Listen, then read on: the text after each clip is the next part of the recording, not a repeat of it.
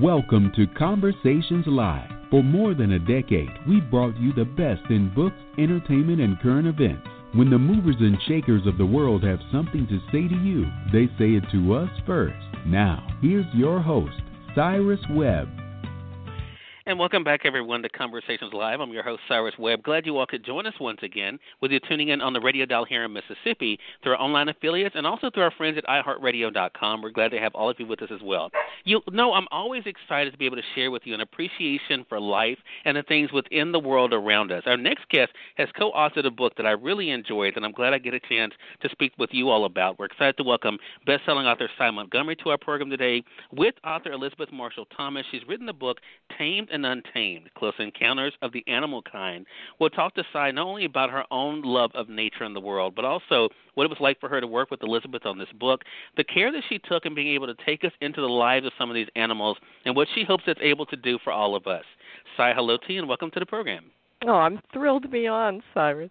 Well, the pleasure is definitely all mine. I read this book with a lot of interest, and also, of course, being a country boy from Mississippi, Sy, I love nature, and I'm always excited to be able to read things that have to do with nature, and I think also, in a larger sense, all of us. What has it been like for you already, Sy, to see the response to the book? Well, I was kind of floored, actually. I mean, geez, the blessings of having people want to read what you've written, who are eager to explore nature, who are just as curious as you are about some of these animal lives. That's just great to connect with folks in that way. And it's particularly special to me because I wrote this with my best friend. And that has to be a great thing. So I think an obvious question, Sy, because we've had Elizabeth on the program before. This is your first time on with us. When did you first realize that curiosity that you had about the world? Well, I think my parents knew it before I could speak or even properly walk. My parents, I was born in Germany. My father was he was a POW in World War II, and he later became an Army general, and he was stationed overseas when I was born, and so I grew up. My first couple of years were in Frankfurt, Germany. So where do you take your little toddler for the day? Well, to the Frankfurt Zoo.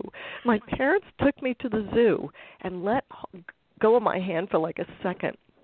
And where do you think I toddled off to? I got into the hippo pen. Now, I don't remember this. My parents tell me about it. My mother still hasn't gotten over it.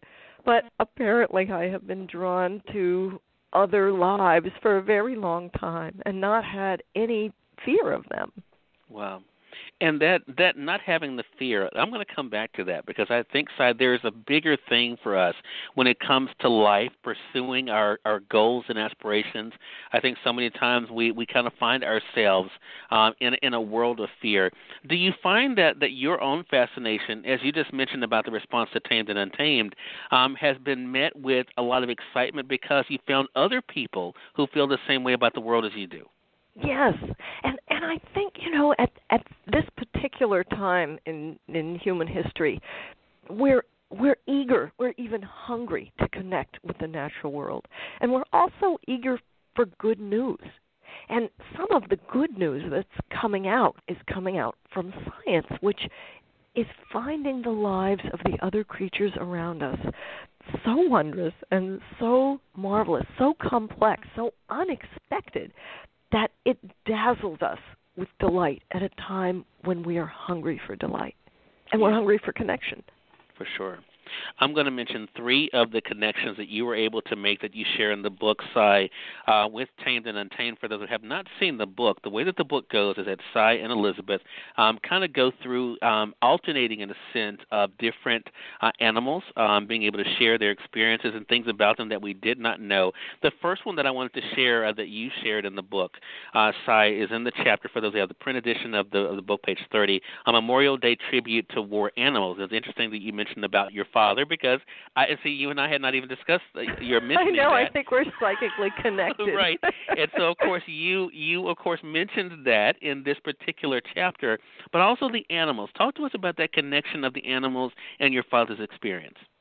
Wow. Well, my dad was on the Bataan Death March. He was captured in the Philippines, and he never really spoke to me about that. A lot of our veterans don't want to talk about that, but he did tell me that the Philippines was a beautiful place and that it had monkeys. And so when I was a little kid, the thing that I didn't like about my father being in captivity was that he couldn't watch the monkeys anymore. I mean, it's funny the kinds of things that we focus on. My dad always loved animals, and I think he passed that on to me. And in writing this Memorial Day tribute to animals, we love animals so much that we sometimes drag them into even unpleasant situations.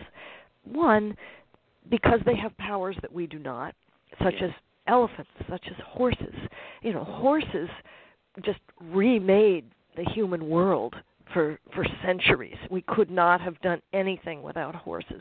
Camels, too. But also, dogs have been really important, helping both sides in wartime. And although war is a horrible thing, the fact that we want our animal companions with us, even during these terrible times, I think speaks powerfully of that bond. And when my dad was in prison camp, when I was a little kid and couldn't really imagine such things, all I hoped was that he could look out and see a bird or see some wild animal that might give him hope, and the hope that sustained him, in fact, to be rescued and to go on and live a joyous and useful life. Yeah, for sure. In this chapter, Sy, as you know, it has a picture of an elephant, and there's one of those little-known facts that I didn't know that you share in that particular chapter, and that is about the role of elephants and what they did in building elephant bridges. Some 270 of them during the war that allowed the troops, as you mentioned, and tanks to cross. I think this appreciation, this is the other thing I got from this book as I was reading it from chapter to chapter, that there is an appreciation that we should have for the world that a lot of times we lack. Do you hope that by hearing things like that about these elephant bridges and other things we'll talk about, that it helps us to better appreciate those who we share the world with? Oh, absolutely. There's this wonderful saying, and it's kind of like a little mantra for me. It's attributed to Thales of Miletus, and it goes, "The universe is alive and has fire in it, and it's filled with gods." And to me, this is one of the things that studying the lives of animals, creatures who have powers that we've lost or never attained, in the words of Henry Beston, animals who can taste the world through their feet or change color or, just think of what they can do. That, to me, shows that the universe is so much more alive than we can imagine. And also full of gods. I don't think that's talking about polytheism. I think it's talking about the holiness of our world. And when you look at almost any animal, from a cricket who can sing with his legs and hear with his knees, to an octopus who can change color, squirt ink, has venom like a snake, and can pour its body through a tiny opening, to a mighty elephant, that is reminding us that this world is just such a glorious place. Right, for sure. Definitely for us to be able to enjoy. For those who are just tuning in, either on the radio side or online, you're listening to Conversations Live. We're already having a great conversation with best-selling author Sy Montgomery. She's the co-author, along with her best friend, Elizabeth Marshall Thomas, of the book Tamed and Untamed, Close Encounters of the Animal Kind. The second one that I wanted to discuss with you is about the hawk migration, Sy, that you mentioned, beginning on page number 60 and going to page 62. Another couple things I think that people may not know. I mean, of course, as you're able to talk about, where you've been able to live and things that you've been able to see. You wrote this, and again, one of those big things, I was like, wow, I didn't know that. This is what you wrote. Wild raptors don't hunt children today, and you're in no danger. But to capture prey that may be large, fast, and smart, birds of prey employ powers that should leave us in awe. They literally see the world in a different way than we do. I read that, and I just had to stop for a moment, because I think so many times we're limited by how we see the world. Talk to us about how you were able to learn how the hawks did not have that problem. Wow. Well, birds of prey, their eyes are bigger than their brains, and they have binocular vision like ours, but it's so much better. Their eyes are able to allow their brain to calculate the distance something is instantly by comparing different images that overlap from each eye. They're able to see, like an eagle, for example, flying 1,000 feet, can spot a rabbit across a distance of nearly 3 square miles. It's amazing what they can see. And what they're seeing is the real world that we live in, but that we don't perceive. And what they're able to do is so astonishing. Their sight is amazing. Their migration is amazing. They have to store as much as 20% of their body weight in fat before they undertake this migration. It is a huge thing that they're doing. And just to know who a hawk is, Liz and I, by the way, have taken falconry lessons together, and so we know what it's like to have a hawk land on your glove, smack, and look you in the eye with those amazing eyes, those great windows to the world. It's so humbling, and humbling is something that I think it's something we need to be able to feel these days as humans. Sometimes we get carried away with our own powers, particularly our destructive powers. Yeah. But you look at somebody like a hawk, and you think, wow, it's like having thousands of tigers flying over your head during the migration. Oh, wow. And what if we did? What if we did have thousands of tigers flying over our head? We would be gobsmacked. Yeah. Well, we should be. Right. I don't think I would come out of the house much. Right?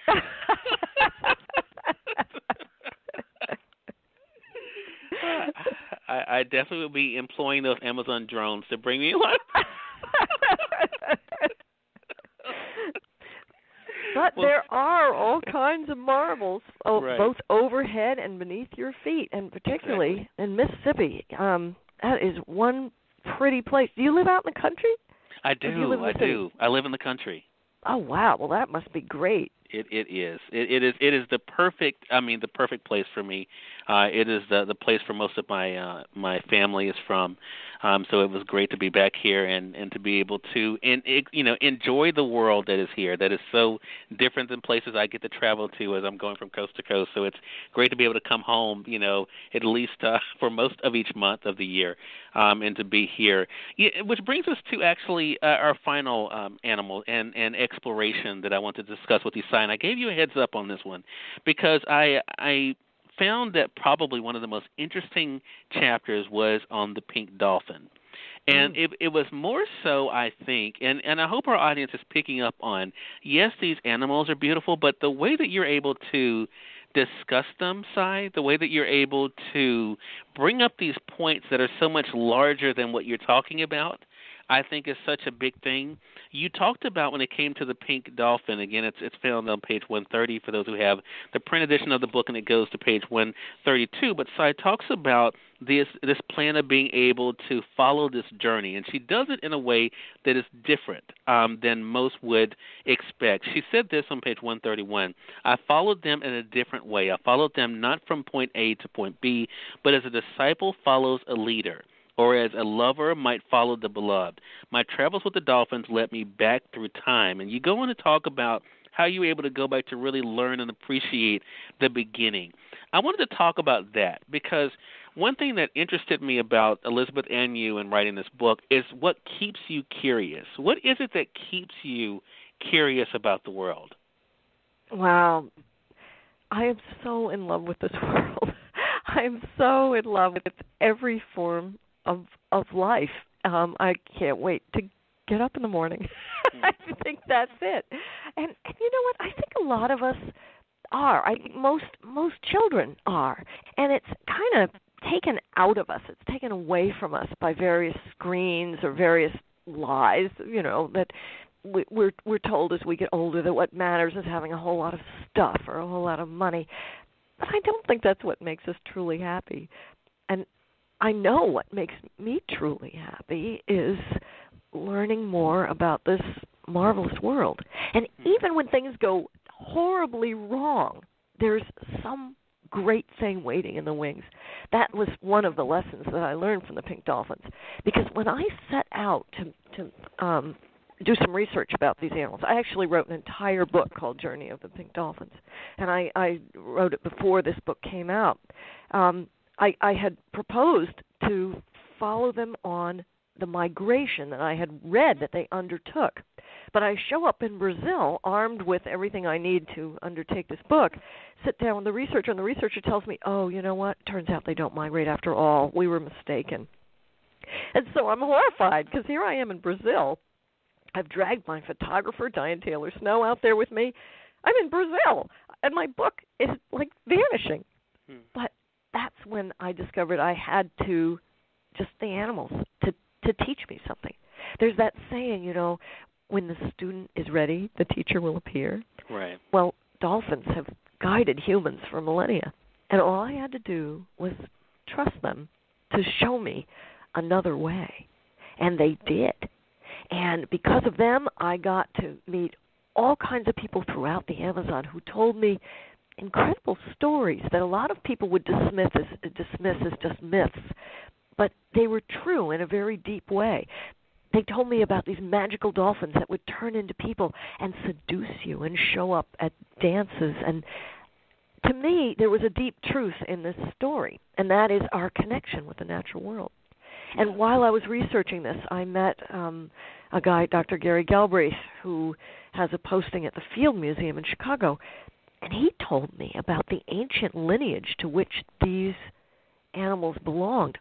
All the dolphins and whales belonged to a lineage that used to walk on the land. And they found the hooves that belonged to these animals in fossils. They had hooves. Wow. And look at the transformation that they've undergone. And that transformation, to me, that amazing evolutionary transformation, also speaks to us in a deeper way. That transformation is possible for us, too. So these dolphins have a lot to show us and a lot to teach us. Yeah. Well, I think that's it. And I think this book, that is the big message for me in this book, Sy, that the world around us has so much to teach us if we're willing to take the time to learn and to listen. You are my ideal reader, Cyrus. Well, you know, to me, it was so clear in that particular chapter, and that's why I wanted to close with that, because for you to want to go backwards, I think that says so much about how we have to be willing to do that, to be able to go back and to be able to see, you know, why is it so important that we have these beautiful creatures around us? You know, what can we learn from them? And I think those type of things is so exciting for me as an individual because it really, I think, says something larger about life, why life is so important for all of us. So what is your hope? I mentioned what I got from it. Sy, when people finish the book, Tamed and Untamed, what do you hope that they take away from it that they can then be able to share with others? I want them to love this world even more deeply and to put that love into action by protecting our planet. I want them, just like when you're in love with someone, you want to protect them, you want to ensure that they're comfortable, that they're safe, that they have the very best. So I hope that people will want to protect our planet. And there's so many ways that we as individuals can do that now, and we desperately, desperately need it. Now is a time that every one of us can be a hero, because it's a crisis time on this planet. Never before, including 65 million years ago when the asteroid was approaching, never has life on this planet been so threatened. But that gives us a great opportunity to be brave and to be wise. And the way to do it is by falling in love with what we already naturally are predisposed to love. Yeah. Well, it's a great book. It's a great conversation we're able to have with you, Sy. Thank you again so much. Again, everyone, best-selling author Sy Montgomery has been our guest. She co-wrote Tamed and Untamed with her best friend and also author Elizabeth Marshall Thomas. It's available through our friends at Amazon.com or through your favorite bookstore. And Sy, how can our audience stay connected with you and kind of keep up with what's coming up next for you? Well, I'm on Facebook, and I have a website which lists my public appearances, which reminds me I've got to update it. It's SyMontgomery.com. There's a fun news section where you'll meet a lot of my friends, animal and otherwise, and my appearances, bio, all my books are listed, so come and visit. All right. Well, Sy, thank you so much for the time. I really appreciate it, and it goes without saying, you're welcome back here anytime. Looking forward to speaking with you again. Oh, fabulous. I'd come back in a New York minute. Thank you so much. I appreciate it. And we thank your audience for tuning in to another great segment of Conversations Live. If you all came in late, you missed part of the conversation with Sy, don't worry. Thanks to our online friends, you all can catch the replay right after we go off the air. The link is already available through our social media sites, so head over to Facebook.com/Cyrus Webb or go to Twitter.com/Cyrus Webb. If you click on the link there, you can listen to the show completely for free and share it with your friends from there, too. Until next time, I'm your host, Cyrus Webb, saying as always, enjoy your day, enjoy your life, enjoy your world. Make sure you take out time to enjoy some good music as well as a great book. Thank you all for choosing Conversations Live today. You will make it a great one.